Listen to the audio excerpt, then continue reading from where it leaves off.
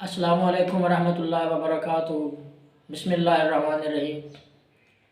علاج بالغذا میں آج ہم خرفے سے کیے جانے والے علاج اور اس کے استعمالات انشاءاللہ تفصیلاً بیان کریں گے۔ سب سے پہلے ہم مختلف زبانوں میں اس کا تعارف بیان کریں۔ لاطینی زبان میں اس کو پورٹولیکا اولاریشیا، عربی میں بقلۃ الحمقا، فارسی میں بستان افروز، خرفہ اور تورک کہا جاتا ہے۔ کاغانی میں اسے چچی، پتر اور سندھی میں لونگ جو ساگ، بنگلہ میں راج شاگ، سنسکرت میں لونی اور انگریزی میں پرسلین کہا جاتا ہے۔ اس کا مزاج سرد اور تر ہے۔ سب سے پہلے جن لوگوں کو پیاس کا مسئلہ آتا ہے، بار بار پیاس لگتی ہے یا پیاس کی شدت کا مسئلہ ہو، ان کو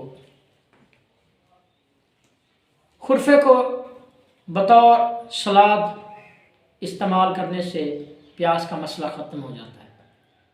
اگر آپ خرفے کا سالن اور جو کی روٹی استعمال کرتے ہیں تو انشاءاللہ اس سے بھی پیاس کا بار بار لگنے کا مسئلہ ختم ہو جاتا ہے اور گھبراہٹ کا مسئلہ بھی ختم ہوتا ہے۔ لیکن اگر آپ خرفے کے 10 پتے نہار منہ کھا لیتے ہیں تو انشاءاللہ اس سے بھی پیاس کا مسئلہ ختم ہو جائے گا۔ ضعف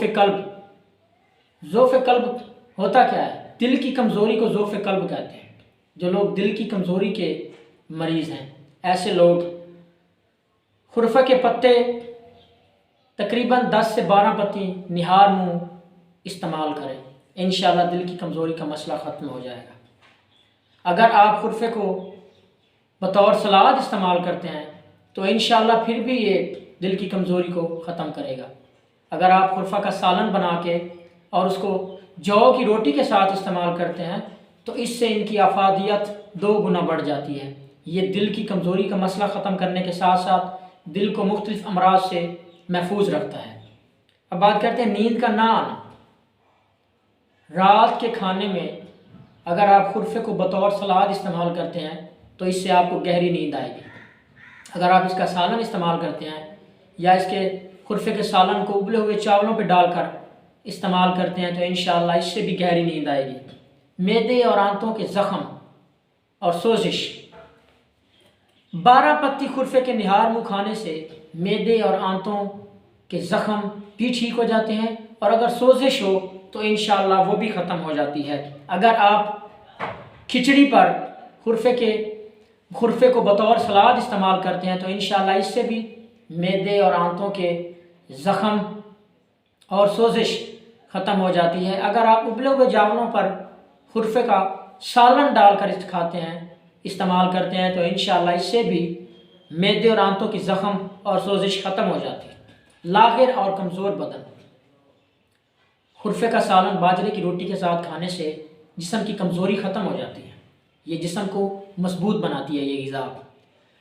تھوک کے ساتھ خون کا آنا، کھانسی کے ذریعے خون کا آنا یا کسی بھی وجہ سے آپ کے منہ سے خون آتا ہے تو نہار منہ 12 پتے خرفے کے کھانے سے انشاءاللہ تھوک کا مسئلہ ختم ہو جاتا ہے۔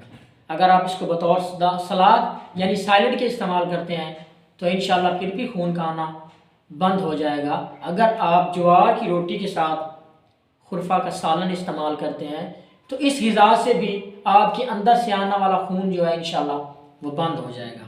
کثرت حیض۔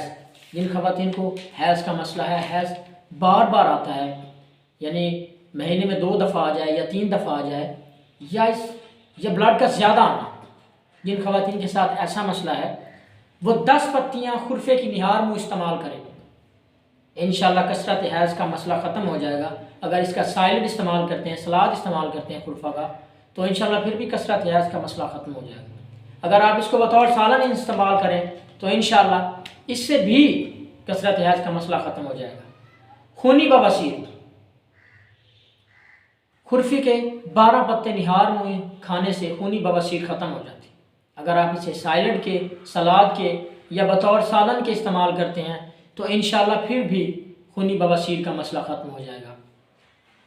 خون کی حدت۔ خون میں خون کا تیز ہونا، گرم ہونا، اس مسئلے کے لیے خرفے کو بطور سلاد استعمال کرنے سے انشاءاللہ خون کی تیزی کم ہو جاتی ہے۔ اگر آپ خرفے کا سالن یا سلاد جو کی روٹی کے ساتھ استعمال کرتے ہیں تو اس سے بھی خون کی حدت کم ہو جاتی ہے۔ نہ صرف خون کی حدت کم ہوتی ہے بلکہ یہ خون کی پیدائش بھی بڑھاتی ہیں۔ اگر آپ خرفہ کا سالن یا اس کا سالڈ مکی کی روٹی کے ساتھ استعمال کرتے ہیں تو اس سے معدے اور آنتوں کی تیزابیت ختم ہو جاتی ہے، اور ری ہوا، گیس، اپھارا یا پیٹ کا پھولنا، انشاءاللہ ایسے تمام مسائل جو ہیں وہ ختم ہو جاتے ہیں۔ تو یہ تھے خرفے کے استعمالات، اور جو ہم نے خرفے کا نام آپ کو مختلف زبانوں میں بھی بتا دیا تاکہ کسی بھی زبان کے لوگوں کو اس کو سمجھنے میں مشکل نہ ہو۔ دعاؤں میں یاد رکھیے گا۔ حکیم مزمل عباس، والسلام۔